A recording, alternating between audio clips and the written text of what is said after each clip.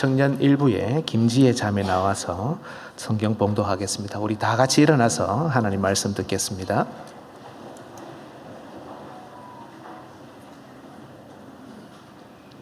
하나님의 말씀 시편 127편 1절에서 5절 말씀 봉독하겠습니다. 여호와께서 집을 세우지 아니하시면 세우는 자의 수고가 헛되며 여호와께서 성을 지키지 아니하시면 파수꾼이 깨어 있음이 헛되도다.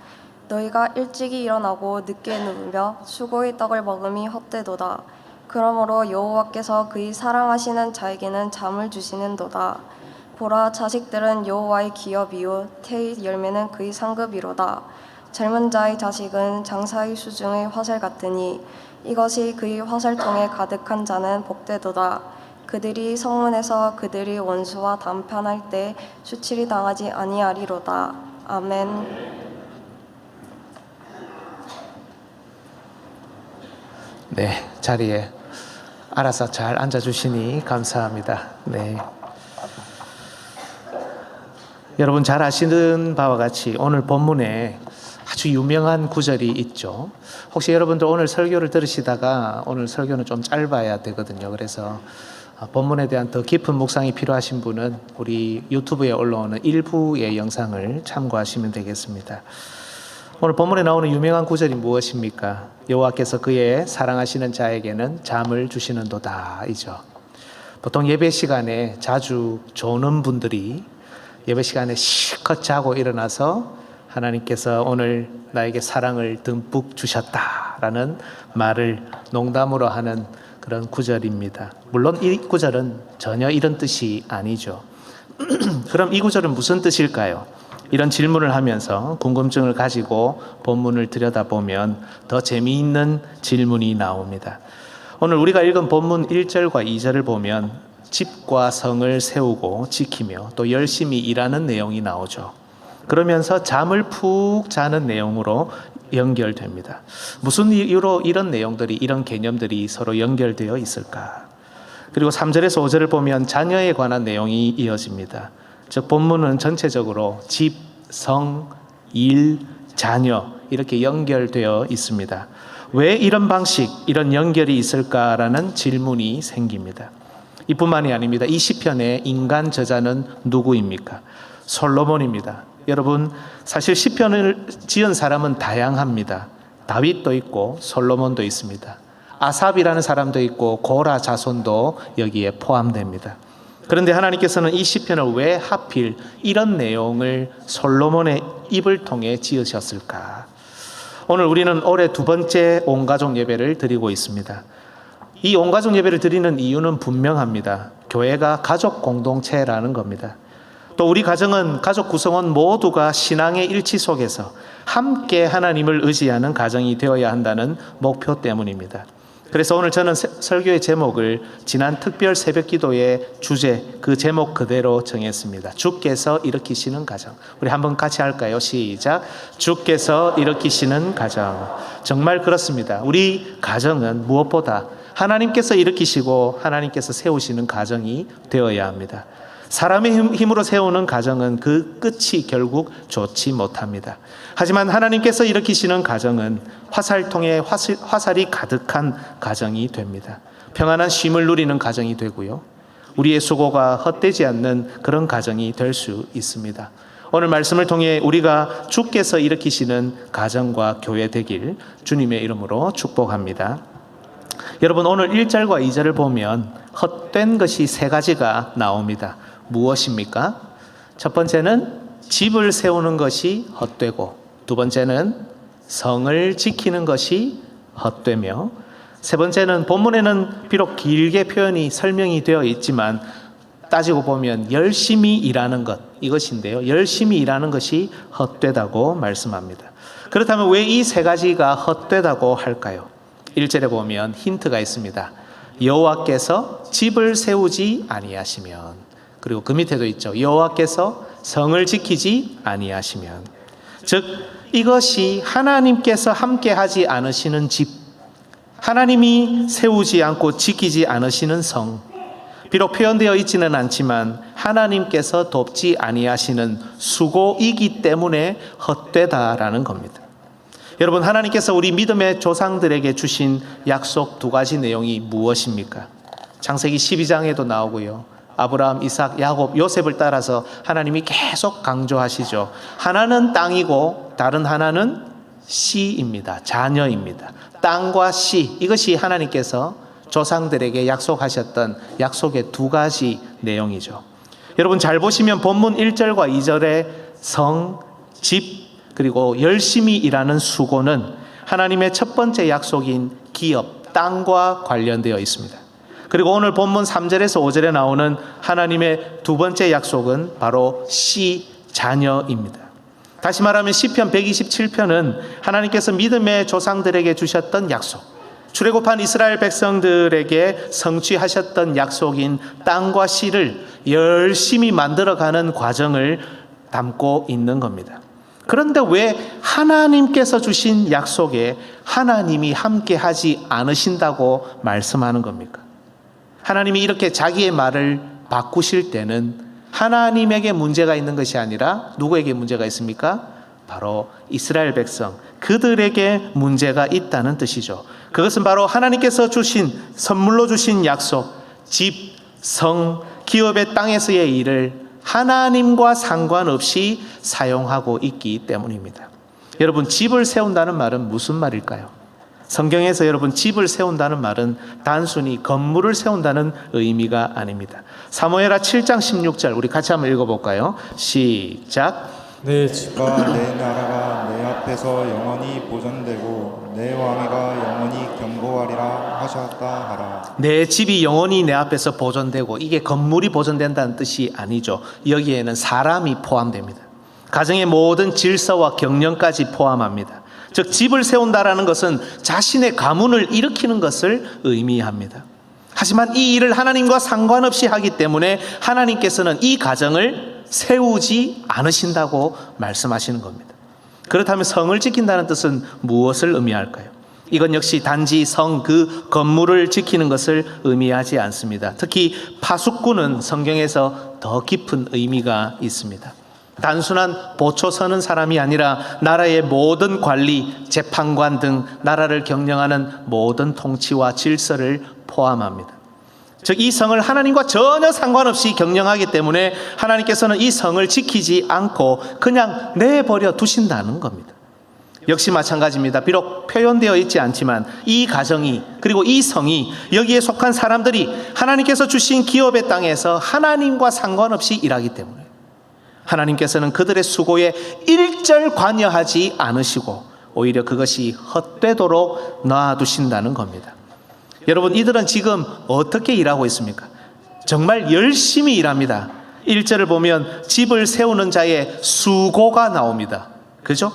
파수꾼이 밤새도록 깨어 있습니다. 2절에 일하는 자는 항상 일찍 일어나고 늦게 눕습니다. 항상 수고하는 모습이 나옵니다. 이들은 모두 열심히 일합니다. 최선을 다합니다. 그러나 이 모든 수고와 노력이 헛것입니다. 왜 그렇습니까? 우리 하나님과 상관없기 때문입니다. 하나님을 의지하지 않는 가정, 하나님을 의지하지 않는 공동체, 하나님을 의지하지 않는 우리의 수고는 결국 아무 의미 없다는 것이 오늘 말씀의 핵심입니다. 그렇다면 여러분, 왜 하나님께서는 이 시편을 솔로몬의 입을 통해 지으셨을까요? 솔로몬은 우리가 잘 알듯이 평생 온갖 부귀영화를 누린 성경의 대표적인 사람입니다. 솔로몬보다 더 많은 부귀영화를 누린 사람이 또 있을까요? 하지만 성령의 감동하심을 받아 기록한 이 시편에서 그는 놀랍게도 사람의 행복이 부귀영화에 달린 것이 아니라고 고백합니다. 하나님과 상관없이 살아가고 하나님을 의지하지 않는 인생은 불행하며 실패한 인생이라고 고백하고 있습니다. 여러분, 실제로 솔로몬은 하나님께서 아버지 다윗에게 약속하셨던 집과 성이 번성한, 정말 번창한 복을 누렸습니다. 하지만 이것은 그의 노력에 의한 것이 아니었죠. 오직 하나님께서 값없이 주신 은혜로 인한 것이었습니다. 그러나 이런 영광을, 이런 은혜를 누렸음에도 솔로몬은 말년에 배교합니다. 하나님과 상관없는 방식으로 이방 여인들과 결혼했고 이들이 가져온 이방신을 섬겼습니다. 그가 하나님과 상관없는 인생으로 전락하자 그의 모든 수고는 헛된 것이 되었습니다. 그의 가정은 의로운 자녀가 아닌 악한 자녀로 무너졌습니다. 또한 그의 성, 그의 나라는 곳곳에서 일어난 반란으로 몸살을 앓았고 아무리 지켜도 안 되는 거죠. 밤새도록 지켜도 안 되는 거죠. 결국 그 나라는 강하게 세워지기보다는 점점 약해졌습니다. 그의 나라는 조각나 버렸습니다. 그의 삶이 하나님과 상관없어지자 그의 가정, 그의 나라, 그의 수고는 모두 헛된 것이 되었습니다.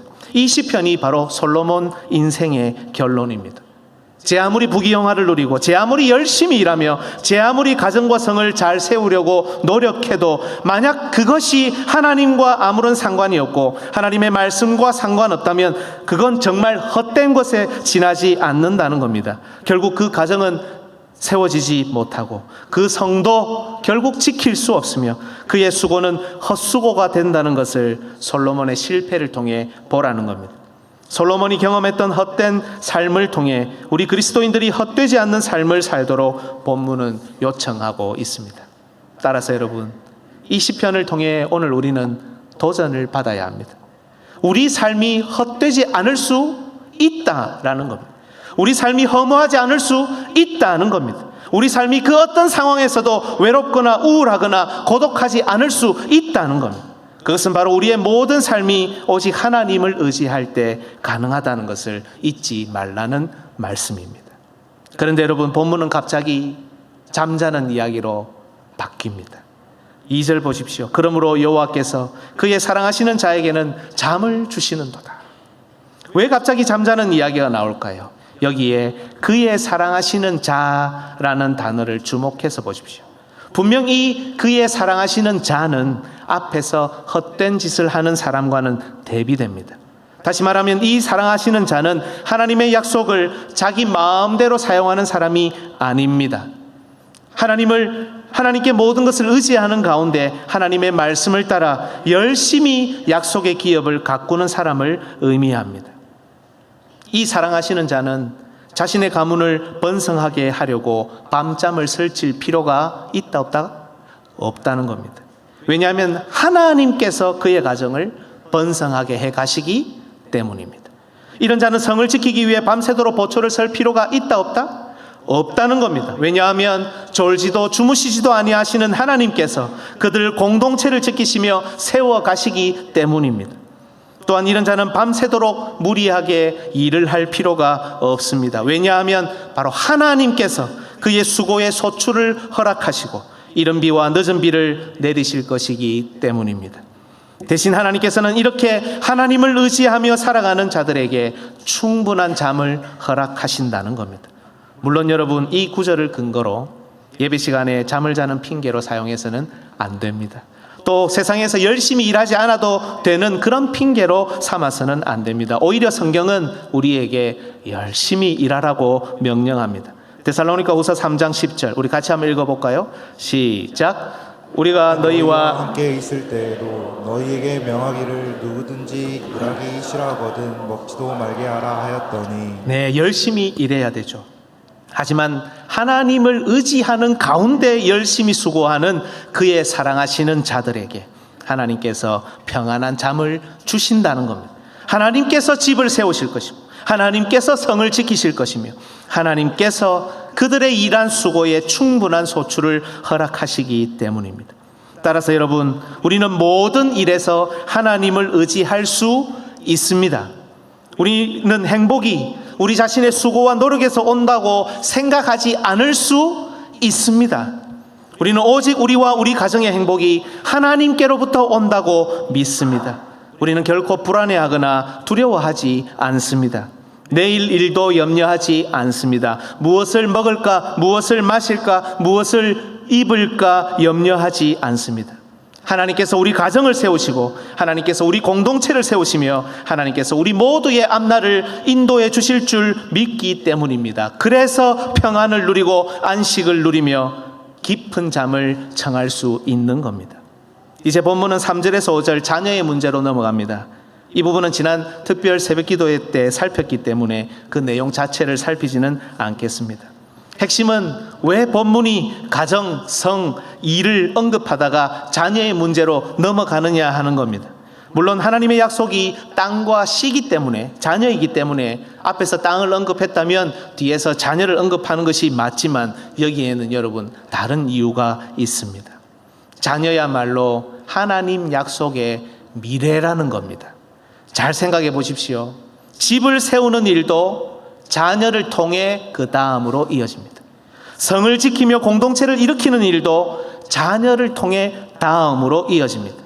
열심히 일하며 수고하는 기업도 결국 자녀를 통해 이어집니다. 하나님 나라의 미래는 다른 것이 아니라 자녀입니다. 우리의 미래도 자녀입니다. 때때로 우리에게 자녀가 없는 분들도 있지만 우리는 우리 교회의 자녀를 우리의 자녀로 믿고 고백하고 있지 않습니까? 결국 사람을 기르고 경건한 다음 세대를 기르며 경건한 우리 자녀를 길러야 우리의 그 모든 수고가 헛되지 않는다는 말씀입니다. 특별히 오늘 본문 4절과 5절을 보면 이 가정, 이 공동체는 원수와의 전투를 앞두고 있습니다. 피할 수 없는 싸움이 우리 앞에 있습니다. 우리의 미래가 우리 자녀들에게 달려 있습니다. 우리 자녀들이 화살통에 가득한 강력한 화살이 되지 않고서는 우리의 수고가, 우리의 헌신이 그저 헛된 것이 되고 말 것입니다. 우리의 가정이, 우리 공동체가 원수에게 수치를 당하게 될 것입니다. 그래서 경건한 자녀, 경건한 후손이야말로 다른 그 어떤 것보다 하나님께서 우리에게 주시는 바로 그 기업, 다음을 이어갈 수 있는 그 땅, 그 씨와 같은 기업, 하나님이 우리에게 주시는 상이 되는 겁니다. 사랑하는 여러분, 이 자리에 있는 경건한 우리 자녀가 가정과 교회의 미래라는 것을 믿으시기를 바랍니다. 우리에게서 자녀에게로 헛되지 않는 삶이 이어져야 주께서 일으키시는 가정, 주께서 세우시는 공동체, 헛되지 않는 수고를 하는 우리가 될 수 있고 하나님 나라는 마침내 번성할 수 있습니다. 이 자리에 우리 있는 자녀 여러분, 제가 여러분에게 한 말씀 드리려고 합니다. 저를 봐주십시오. 여러분이 하나님 나라의 미래라는 것을 기억하십시오. 믿으십시오. 여러분이야말로 다른 그 어떤 선물보다 귀한 하나님의 선물이요 상이라는 사실을 잊어서는 안 됩니다. 때때로 우리 부모님들, 우리 어른들이 부족해서 이 사실을 우리가 잊어버릴 때가 있습니다. 그래서 경건보다 하나님을 의지하지 않고 가정을 세우고 하나님을 의지하지 않은 채 공동체를 세우며 하나님을 의지하지 않고 열심히 일할 때가 있습니다. 때때로 이것이 여러분에게 상처가 되고 낙심의 이유가 되기도 합니다. 그죠? 하지만 자녀 여러분, 이제는 경건한 여러분이 일어나야 합니다. 이제는 말씀을 따라 여러분이 하나님을 온전히 의지해야 합니다. 이제는 여러분이 여러분의 가정을 세우고 이제는 여러분이 여러분의 부서를 세우며 이제는 여러분이 우리 교회를 세우고 이제는 경건한 여러분이 하나님을 온전히 의지하는 가운데 최선을 다해 공부하고 일을 하여 여러분의 수고가 헛되지 않고 하나님이 주시는 평안과 안식을 누리는 삶을 바로 여러분이 살 수 있어야 한다는 겁니다. 주 안에서 사랑하는 성도 여러분, 말씀을 맺겠습니다. 우리는 오직 우리의 삶을 하나님께 의지해야 합니다. 매일의 삶 속에서 오직 하나님을 의지하는 가운데 가정과 공동체를 세우고 일하며 열심히 우리의 자녀를 주 안에서 길러야 합니다. 그리고 우리는 우리 인생이 오직 하나님을 의지하고 있음을 노래하며 그렇게 살고 그렇게 노래하며 매주일 예배의 자리로 올라오는 겁니다. 바로 여기에 우리의 행복이 달려 있습니다. 이 은혜와 복을 누리며 사는 화명종합교회 모든 권속 되시기를 주님의 이름으로 축복합니다. 아멘. 우리 시간에 중고등부 친구들과 우리 학부모님들 나오셔서 봉헌송 할 때 우리 준비하신 헌금 하나님께 드리겠습니다.